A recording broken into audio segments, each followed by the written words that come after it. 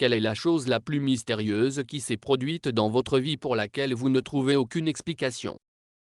Ma mère est diabétique de type 1, depuis qu'elle a 11 ans. Quand mon petit frère et moi étions très jeunes, j'avais environ 7 ans et lui 5 ans, je suis entré dans la chambre de ma mère pour découvrir qu'elle agissait extrêmement étrangement. Elle avait l'air presque ivre et n'était pas vraiment réactive. Je suis allé chercher ses aiguilles à insuline pour voir si elle réagirait à ça et elle ne l'a pas fait. Alors j'ai paniqué et j'ai téléphoné à ma grand-mère qui m'a dit de raccrocher et composer le 999, pour une raison quelconque. J'étais tellement effrayé et confus que je ne l'ai pas fait. Et j'ai envoyé mon petit frère dehors chercher de l'aide pendant que j'essayais de faire en sorte que ma mère me réponde. Mon frère est revenu en pleurant en disant qu'il ne trouvait personne. Puis environ 5 minutes plus tard, cette femme est entrée dans la chambre de ma mère, m'a appelé par mon nom, et mes frères ont dit qu'elle connaissait ma mère et que l'aide arrivait. Elle était calme, douce et chaleureuse. Je n'ai pas reconnu cette femme et mon frère non plus, peu de temps après l'arrivée de l'ambulance et la remontée du taux de sucre de ma mère. Et quand je suis allé chercher la femme, elle était partie. Comme littéralement disparue. Quand ma mère est arrivée, je lui ai expliqué à propos de cette femme mystérieuse et à quoi elle ressemblait. Et ma mère n'avait absolument aucune idée de qui elle était, et nous ne l'avons jamais revue. Si elle ne nous aidait pas, ma mère finirait par mourir. Me donne encore des frissons maintenant. Quand j'avais environ 18 ans, un ami et moi voyagions en Europe. Un jour, nous nous promenions dans une rue agréable et calme de Rome et avons vu un vieil homme sans abri assis dans la rue. Il nous a dit que s'il pouvait deviner notre date de naissance, pourrions-nous lui donner de l'argent. Bien sûr, nous avons dit toc. Il l'a fait. Il nous a dit à tous les deux nos dates de naissance correctes. Je ne l'ai jamais rencontré et je ne l'ai jamais revu. Quand j'étais enfant, j'ai participé à Big Brother Big Sister, qui, si vous ne savez pas ce que c'est à peu près juste un programme de mentorat aux États-Unis. En gros, je traînais avec ce mec cri quelques heures par semaine. On allait au cinéma, on mangeait dehors, il m'aidait à faire mes devoirs, ce genre de choses. Un jour, il me dit qu'il part à Baltimore pour quelques semaines et quand je devrais l'attendre. Le jour s'écoule et je lui passe un coup de fil pour voir s'il est encore de retour. Un homme dont je n'ai pas reconnu la voix m'a répondu et j'ai demandé si Cri était là. Il a dit non. Je lui ai demandé quand Cri reviendrait, pensant un peu que c'était quelqu'un qui restait chez lui ou qui surveillait ses chiens ou quelque chose comme ça. Mais il a dit que j'avais le mauvais numéro, que lui et sa femme avaient vécu là-bas pendant des années et qu'il n'y avait jamais eu de Cri là-bas. J'ai revérifié dans le répertoire pour voir si c'était le bon numéro, car je l'avais encerclé. J'étais confus alors j'ai juste dit pardon et j'ai raccroché, et je n'ai plus jamais entendu parler de Cri. Quand j'avais environ 10 ans, je restais chez ma grand-mère pendant les vacances d'été et nous prenions le petit déjeuner. Nous avons à peine commencé à manger que le téléphone a sonné. Elle a quitté la salle à manger et je l'ai suivie en pensant que c'était peut-être mes parents qui appelaient. Quand nous sommes revenus, la plupart de la nourriture avait disparu.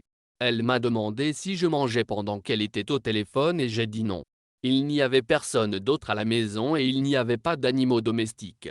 Ma grand-mère s'en est juste remise en disant que nous avions peut-être mangé plus qu'elle ne s'en souvenait, mais je suis absolument certain d'avoir eu au plus 2 bouchées de mon toast au moment où le téléphone a sonné.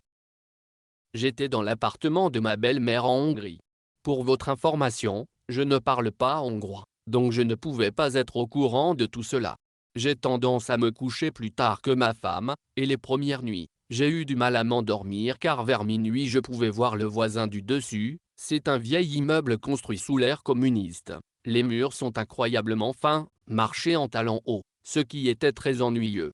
Je pouvais aussi entendre de petits objets tomber sur le sol et j'ai dit à ma femme que cela ressemblait aux boutons en plastique que vous avez sur certains vêtements.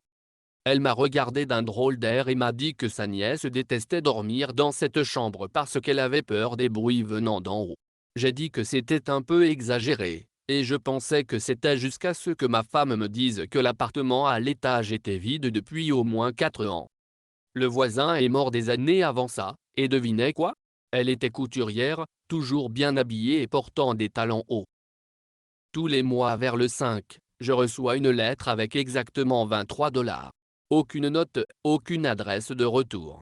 J'ai demandé à la famille, aux proches, aux amis, aux 2 anciens occupants de cet appartement. Personne n'en sait rien.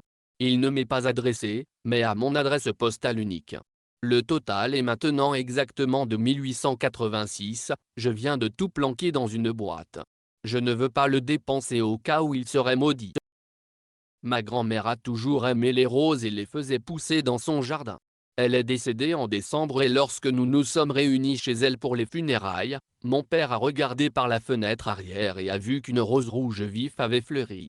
Il se détachait vivement sur la neige. Il la porta et le mit dans un vase sur la table de la cuisine. Nous sommes tout partis pour les funérailles et quand nous sommes revenus, la rose était sur le sol du salon. Personne n'était entré dans la maison pendant notre absence. Mon père est la personne la plus têtue du monde, mais il était convaincu que c'était la façon dont sa mère lui disait qu'elle allait bien. Mon voisin est décédé peu de temps après qu'on lui ait diagnostiqué un cancer du pancréas. Nous avions des studios avec un mur mitoyen. Nous étions copains, mais il se plaignait toujours que ma télévision était trop forte. Pas d'issue, je baissais le volume chaque fois qu'il le demandait. Le lendemain de sa mort, j'ai allumé ma télé.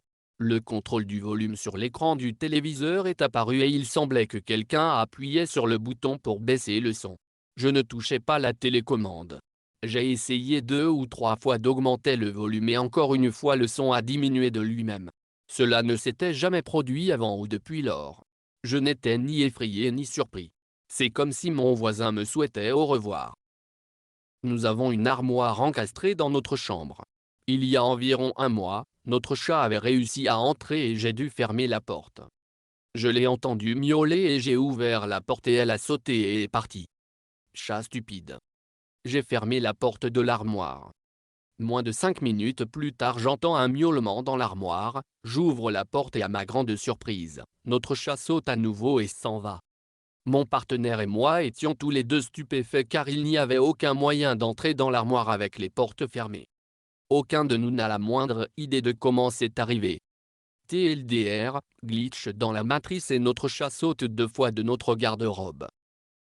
Je venais d'aller chercher une collègue chez elle pour se rendre au travail.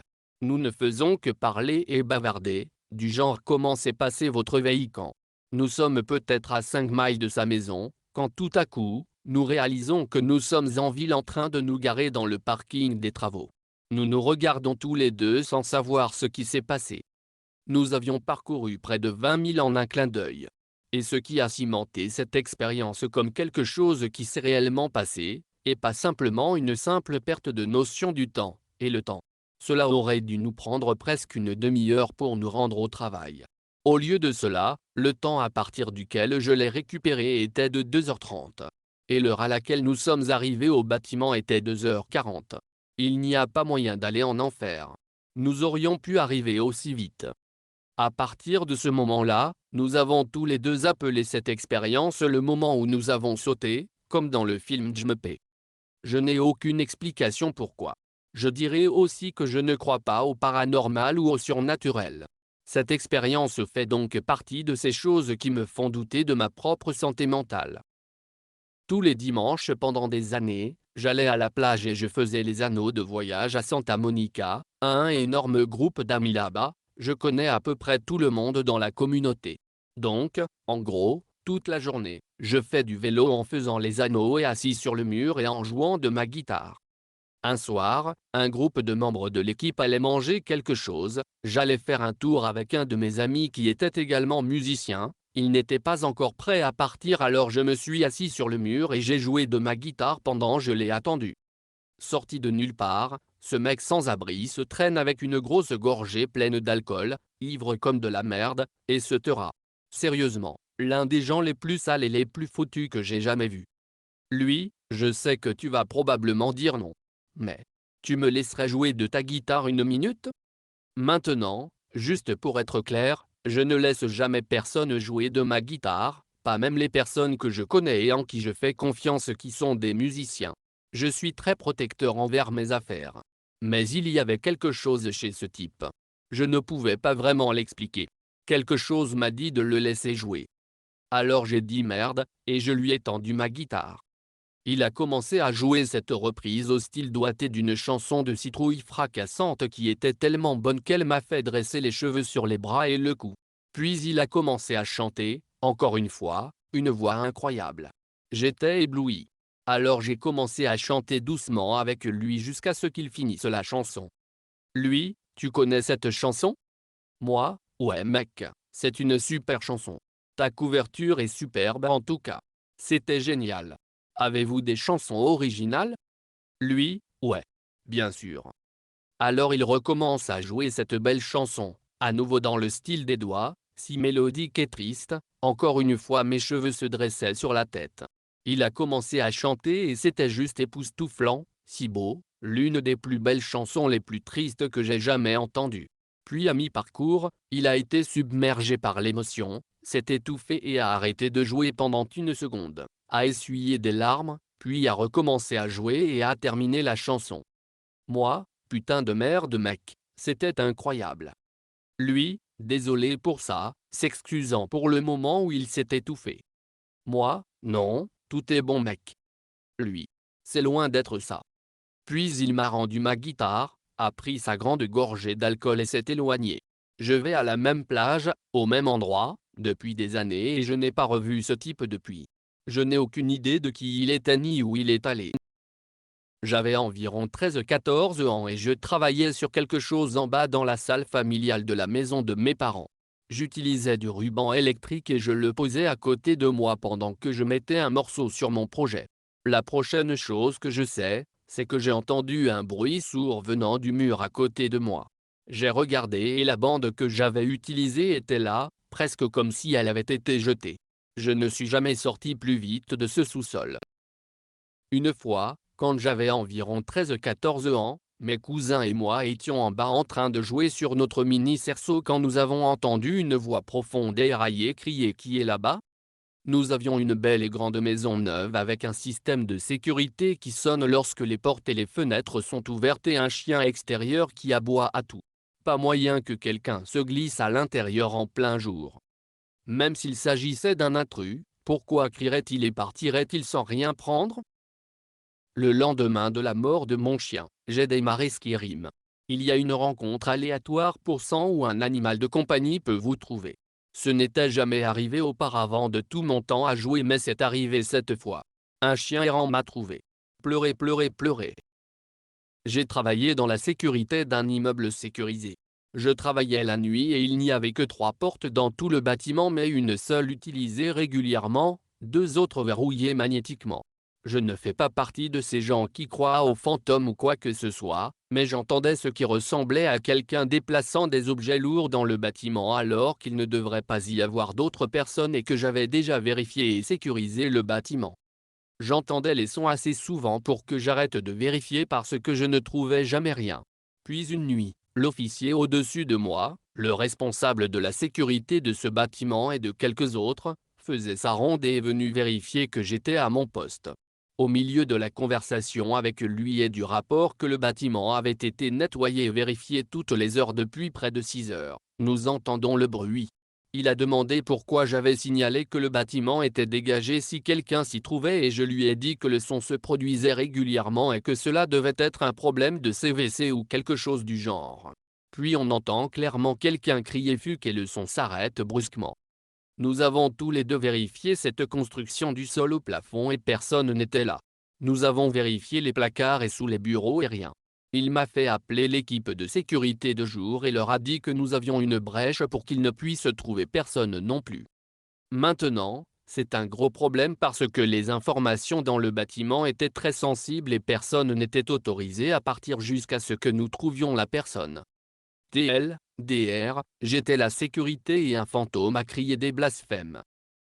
Quand j'étais enfant de 6 à 7 ans, j'étais jeune. Je nageais dans la piscine de ma grand-mère et je voyais combien de temps je pouvais retenir mon souffle sous l'eau. Je suis resté sous trop longtemps à un moment donné et j'ai grimpé à la surface. Je me souviens de la peur. Je me souviens que mes poumons brûlaient. Je me souviens avoir vu la surface de l'eau à quelques centimètres au-dessus de moi.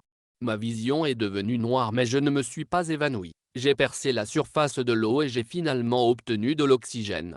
Mais dans les secondes où ma vision est devenue noire et que j'ai refait surface, j'ai eu, c'est difficile à décrire, une vision comme un vieux souvenir mais pas de tout ce que j'avais fait. C'était si vivant qu'après plus de 30 ans, Je me souviens encore de chaque détail. C'était une vision / souvenir d'une main d'enfant, mon point de vue, fabriquant un pot en argile rouge rangé là où des mains d'adultes aidaient avec l'argile. C'était comme une image dans le temps, c'est difficile à expliquer mais c'était comme un souvenir d'une vie passée. Même enfant, je me disais qu'est-ce que c'était que ça? Ce n'était pas mon souvenir, ce n'était pas mon expérience. Je n'ai jamais dit ça à personne.